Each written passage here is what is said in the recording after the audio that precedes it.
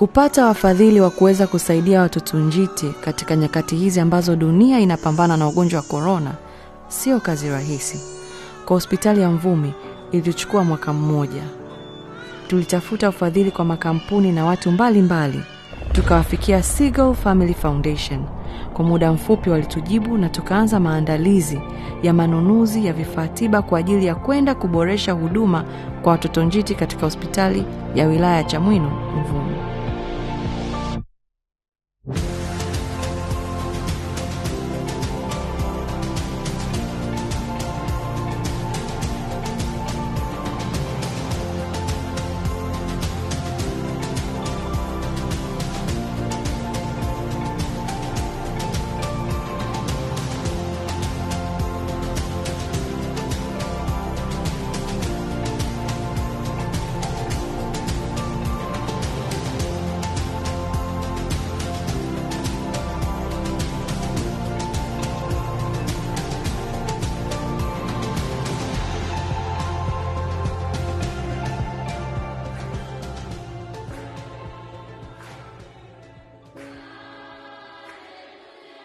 Hospitali ya Mvumi ipo umbali wa takriban kilomita 45 kutoka Dodoma mjini. Ni mwendo wa zaidi ya lisaa 1.5.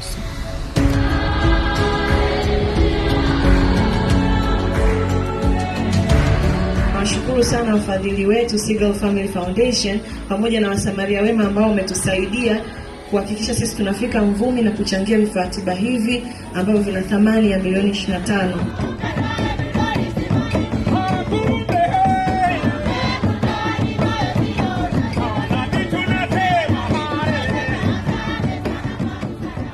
Hospitali hii inamilikiwa na kanisa Anglikana Dayosisi ya Central Tanganyika.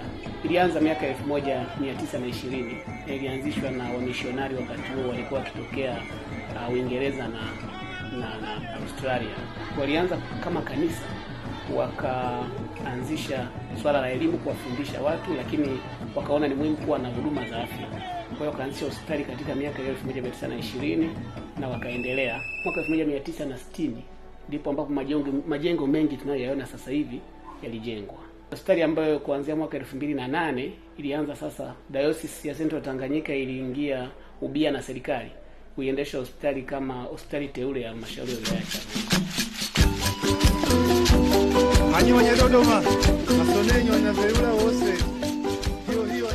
Mtoto huyu nilijifungua akiwa na kilo 1.2.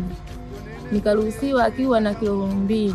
Mara tena huyu mtoto alivyofikisha karibia siku zake za kuzaliwa akaanza kubadilika. Mara anakuwa kama mweusi hivi, mara saa nyingine anakuwa tu analala. Mpaka hapo nilipata huduma vizuri kutokana na daktari wa pale. Nilihudumiwa vizuri mpaka mtoto wangu akafikisha kilo 2. Kutoka siku hiyo mtoto huyu hajaisha kupata homa yoyote mpaka sasa hivi.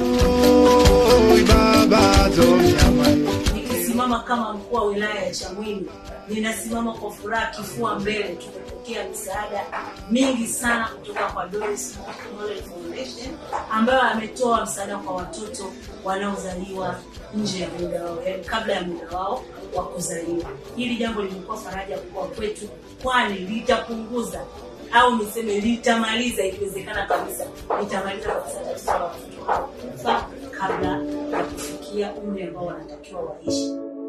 Kwa mwaka mzima tulikuwa na jumla ya watoto 55 ambao walizaliwa kabla ya muda wao, na kati yake watoto 49 walizaliwa kwenye hospitali ya Mvumi na walipata huduma katika hospitali hii ya Mvumi.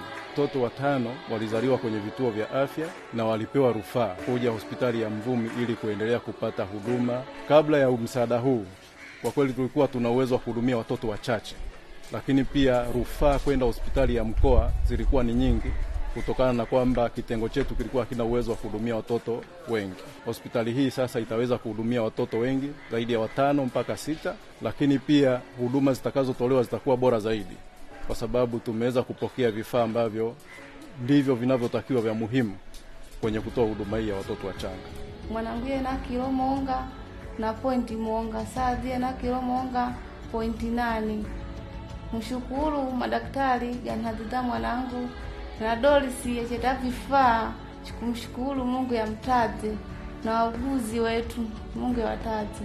Tulifurahi kuona ndani ya muda mfupi wa kukabidhi vifaa tiba, mashine za kufua hewa ya oxygen zilikwenda moja kwa moja kusaidia na kuokoa maisha ya watoto waliozaliwa kabla ya wakati hospitalini hapo. Tunashukuru sana kwa kweli kwa msaada huo mkubwa. Tunamshukuru Doris Molel mwenyewe pamoja na taasisi yake pamoja na wote ambao wamehusika katika kusaidiana naye ili kutuwezesha sisi kutoa huduma nzuri. Tutaendelea kuisaidia serikali yetu punguza vifo vya watoto wenye umri chini ya miaka 5, haswa vile vinavyotokana na kuzaliwa kabla ya wakati, kwani tunaamini watoto njiti wanaishi tukiwapatia mazingira bora.